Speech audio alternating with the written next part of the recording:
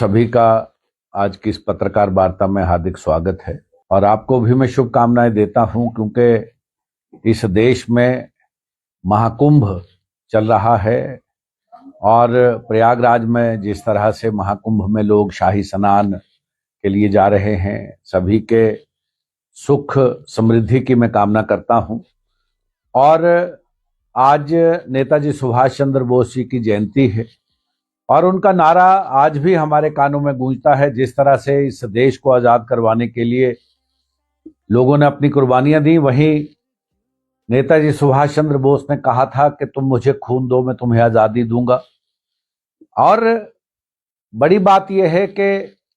75 साल इस देश के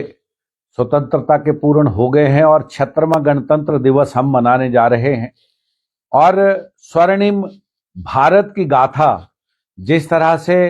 आजाद भारत आज इस माह में 26 जनवरी को 76वां गणतंत्र दिवस मनाने जा रहा है। और मैं सभी देशवासियों को मैं बधाई देना चाहता हूं कि नेताजी सुभाष चंद्र बोस जैसे सरीखे नेता इस देश में हुए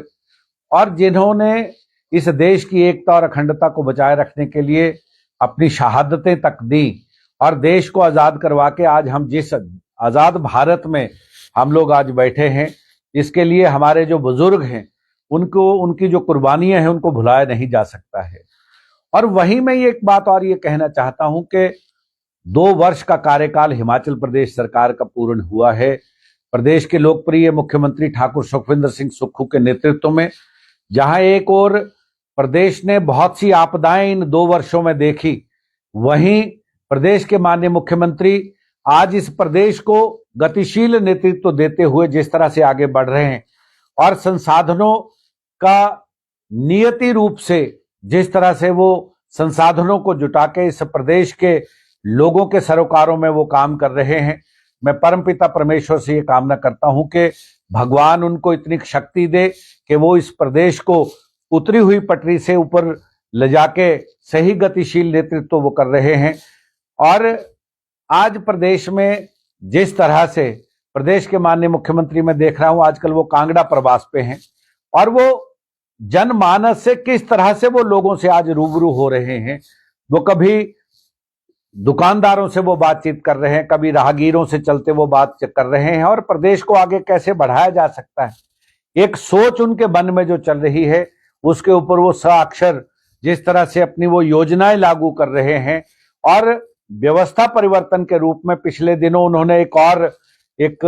फैसला लिया है, जिसके चलते जिला ऊना को एक बहुत बड़ा कमीशन का जो दफ्तर हिमाचल प्रदेश राज्य अनुसूचित जाति आयोग का दफ्तर उन्होंने ऊना को देके ये दिखा दिया है कि व्यवस्था परिवर्तन की जो मूल परिभाषा है उसको भी उन्होंने स्थापित किया है।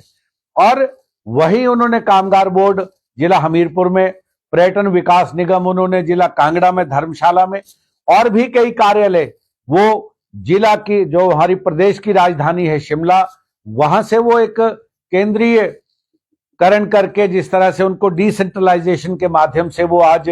हर जिले में एक एक कार्यालय, प्रदेश का बड़ा कार्यालय वो स्थापित करने जा रहे हैं, उसके लिए भी मैं उनको बधाई देता हूं। और जहां एक और गारंटियों की बात थी, वो एक एक करके जो गारंटियां पूरी करते जा रहे हैं और उन गारंटियों का फायदा हमारे किसान, बागवान, हमारे जो आम नागरिक हैं वो कैसे उनका लाभ उठा सकते हैं, उसके लिए उन्होंने काम शुरू कर दिया है और उसके जो नतीजे हैं वो नतीजे आने शुरू हैं। और आज मैं आपको एक बात और ये कहना चाहता हूं कि प्रदेश के माननीय मुख्यमंत्री, ये जो हमारा आने वाला बजट है उसमें आप देखेंगे कि किस तरह से वो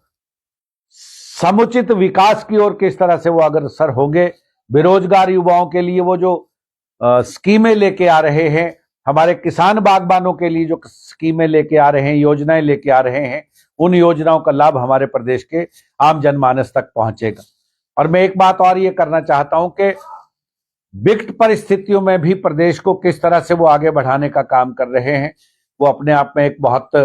बेहतर तरीके से वो इसको आगे बढ़ा रहे हैं। और आज वो प्रदेश के हर क्षेत्र में जाके वहां की जो मूलभूत जो समस्याएं हैं उनके सर्वांगीण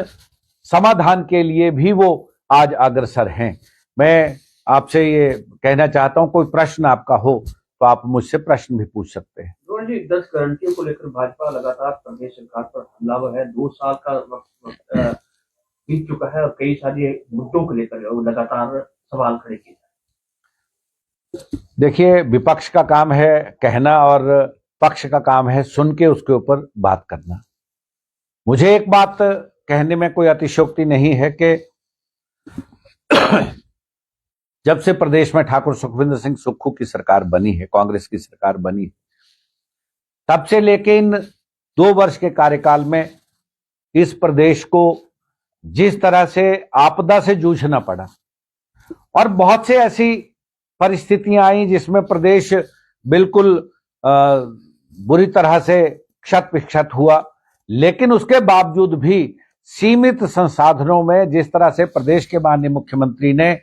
इन सारी आपदाओं से ऊपर उठ के प्रदेश के समुचित विकास के लिए उन्होंने कदम आगे बढ़ाए, वहीं हमारी जो 10 गारंटियां थी उन गारंटियों को भी वो एक एक करके पूरा करते जा रहे हैं। और आज मुझे ये कहते हुए हर्ष भी हो रहा है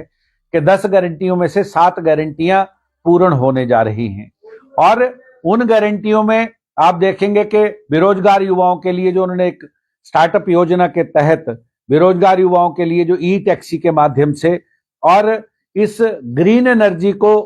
संचित करते हुए प्रदेश को आज जहां लाके खड़ा किया है, मैं समझता हूं कि पूरे देश में आज हिमाचल एक अग्रणी सौर ऊर्जा के क्षेत्र में एक अग्रणी प्रदेश बनने जा रहा है।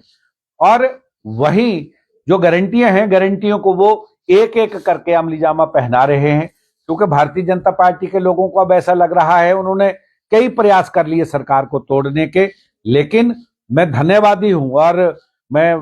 कहना भी चाहता हूं कि हमारे जो विधायक हैं उन्होंने एकजुटता का परिचय देते हुए आज प्रदेश एकजुटता के साथ आगे बढ़ रहा है और प्रदेश सर्वांगीण विकास में एक अहम भूमिका निभाते हुए आगे बढ़ रहा है।